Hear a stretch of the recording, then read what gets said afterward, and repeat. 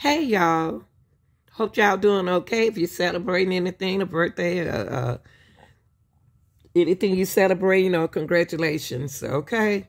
Y'all remember we spoke about this Joliet murder? The young guy I just took down that shot and killed 7 of his family members, y'all, and then committed to, S at the end. Y'all know what S stands for, okay? I'll put the abbreviation of these words inside the description box, okay? This is for news reporting purposes and commenting and commenting and criticism, okay? So this is the girlfriend of the shooter. This is the girlfriend. Yes, young girl, 21 years old now. Got herself involved. Let's take a look and listen to this, and we'll come back to it. Obstructing justice. Take a look. Police say she was Romeo Nance's girlfriend, and the two had a child together. Detectives questioned her after the killings, and police say they believe that she made false statements to try to prevent Nance from being arrested. He wound up killing himself in Texas. Cleveland Singleton is being held in the Will County Jail. We will keep you. So now we have a child is going to be part of the system, and it's going to become a statistic due to the fact of the decision that her mom and dad put them in. Okay, so when you do something, you put your kids in it. Okay, this is the girlfriend right here, y'all. Joliet shooting. Okay, suspect. This is the girlfriend with obstruction justice. She should have told them the truth when they asked him, but they so in love and not trying to help nobody else. The opposite person try to persuade them in a certain way not to do this. But let's listen to this, y'all. Say it. Okay. Hold on for a second, y'all. Let's listen to this. We start tonight with breaking news. We have just learned the girlfriend of the Joliet police murder suspect has been arrested. Kylie Cleveland Singleton is charged with obstructing justice. Joliet police saying she made statements and an attempt to stop police from arresting Romeo Nance before he was found dead in Texas. Cleveland Singleton is also the mother of Nance's 3-year-old child. This new charge comes as we are learning more tonight about the 8 victims. Many of them were related to the suspect. Eric Hong has reaction from the community and Nance's attorney tonight. The reason why remains a mystery, but police say Nance murdered some of his closest relatives, their deaths reverberating throughout the Joliet community. A growing memorial and an eerie quiet graced the block where 7 lives were brutally taken. 5 victims were found in this home, where bullet holes in your window offer a glimpse into the unthinkable. It was a good family, from what I understood, a tight-knit family that supported each other, so it's just incredibly tragic. Attorney Jordan Killian represented Romeo Nance when he pleaded not guilty to an alleged road rage shooting last year. The case was awaiting trial, and says these killings came as a shock. I started contacting the family because I knew they lived there. I contacted Romeo, thinking he might be in danger. Police say Nance shot and killed immediate relatives, including his mother, Tamika Nance, his 31-year-old brother, and 3 sisters, ages 20, 16, and 14. Those teenage sisters were in high school, and the other recently graduated. Joliet High School District 204 saying words cannot adequately express this. Let's talk about this, y'all. Let's talk about this, okay? What in the world? He didn't do nothing to his girlfriend. He didn't shoot her. He didn't shoot his baby. So we know he was in the right state of mind. He get the older people and his siblings. What make him go that route or doing that kind of stuff? Why didn't he feel sorry for them? He felt sorry for the girlfriend and his child. So anyway, the school district said words cannot adequately express the sadness that we are feeling right now. That's sad. His own siblings. Sadness that we are feeling right now. Our JTHS community is grieving this senseless loss. Also killed Nance's aunt and uncle. His aunt, Christine Esters, worked at the nearby Joliet Treatment Center for the Illinois Department of Corrections, which said her passing is an enormous loss to all of us. IDOC joined. Now, this is his aunt. He don't care the whole family. Ain't nobody going to nobody's funeral now. It's nobody else to go to the funeral because he don't get the aunt, the auntie, the mama, the other aunt. That's the whole family. His siblings. Come on now, y'all. If y'all going through something and you don't let nobody stress you out. When you feel anxiety and stressed out, talk to someone before you go on that path. What you going on because he gave signs of what he was going through. You know what I mean? And then here you go. You got the girlfriend involved. The girlfriend sitting up here. I mean, this is sad. This is sad. And he ain't but 20-something, 21, 22. What in the world did he wanted to do? Then he took the car and changed the tag on it. What was the girlfriend in? So what I wanted to do, since I didn't have a timeline facing of what was going on. So what we got to do, we got to talk about this timeline that Joliet Police Department released. They released a new timeline. It's a new timeline, okay? And we're gonna let's check out the timeline so we can talk about it, okay? I'll stop it. We intend to provide some updates and what is arguably the most heinous crime that our city and our police department has handled. Again, thank you for being here.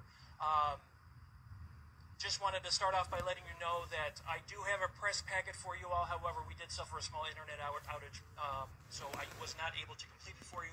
I will send that to you once that is done, or once we are done here. Today we'll have speaking Chief of Police Bill Evans, EVANS, and also Deputy Chief of Will County Sheriff's Office, Dan Jungles, JUNGLES. Also in attendance we have City of Joliet Mayor Terry Darcy and Joliet City Manager Beth Beatty. And lastly, we have in attendance Will County Coroner Lori Summers. However, she will not be speaking. Without further ado, I will introduce Joliet Police Chief Bill Evans. Good afternoon, everybody. I'm Bill Evans, Chief of Police, City of Joliet. I wanted to begin by thanking our assisting agencies that played a very significant role in this investigation. Our federal law enforcement partners, including the United States Marshals, Fugitive Task Force, the Texas Rangers, and local agencies in Texas, the Will County State's Attorney's CAC, the Will County Sheriff's Police, and obviously the Joliet Police Department. This incident has had a tremendous impact on the city of Joliet. It's had a tremendous impact on my agency, both mentally and physically. Our officers and detectives worked tirelessly throughout the night and early morning hours to advance this investigation. As you are aware, yesterday afternoon, the JPD was summoned to the 2200 block of West Acres. It was quickly determined at that time that two homes on that block contained a total of 7 persons who were all shot to death. Through our investigation, we are now comfortable saying that this multi-victim homicide occurred Sunday afternoon. When officers arrived, this was no longer a fluid, active scene. Shortly after, we were confident that the offender had fled the area and was no longer in Will County or the city of Joliet. Our detectives worked quickly and identified a suspect in this matter and disseminated that information to media outlets immediately in a very rapid fashion. On January 21st at approximately 4:27 p.m., deputies with the Will County Sheriff's Office were sent to an address at Pheasant Run Apartments, located off of Pheasant Run Road and Route 53 in Joliet Township. While deputies were en route, they were advised that there was a man found bleeding from the head for an apparent gunshot wound. Deputies located a critically injured male, later identified as Toyosi Bakari, age 28, of Joliet, who was originally from Nigeria. Deputies began to perform life-saving efforts on Mr. Bakari at that time. He had a single gunshot wound to his head, which entered through the left portion near his eye. It is believed that the weapon used in this incident was a 9mm handgun, but further confirmation is needed from the Northeastern Illinois Regional Crime Lab that the Will County Sheriff's Office uses. So if he used a 9mm, what y'all think? His intention was to go and take his family out and to take himself out. Why would a young man even think to live? You're supposed to live for a lifelong time. You should want to live for a long time, not from, I'm going to die anyway. No, it's not. You too young to be dying. I hate that this happened to this young man. I don't know what he goes through. I don't know what happened, because he shot his own mama. He shot his own mother. His own mother. Do you think he was stressed out, pressured? What y'all think? While deputies were securing the crime scene, they were informed of another shooting that occurred in the city of Joliet, and that was located at the 200 block of Davis Street. The victim reported to Joliet Police Department the suspect vehicle in that incident was a red Toyota. Bakari was transported to St. Joseph Hospital in Joliet, where he succumbed to his injuries. Our hearts break for the Bakari family and those that have been affected by this senseless act of violence. Once detectives and crime scene investigators were on scene, it was clear that robbery was not a motive to this. Money was found in the area near where Bakari was located. Detectives learned that he had exited his residence in an attempt to purchase some cigarettes at a local gas station. Video surveillance recovered at the scene showed the suspect vehicle both entering and exiting the Pheasant Run apartments in a short period of time. This vehicle matched the same description as the Joliet shooting. By 8 p.m., law enforcement was able to identify the suspect vehicle as a red Toyota Camry bearing license plate Q730412. Detectives utilized license plate readers exclusively to attempt to locate the vehicle.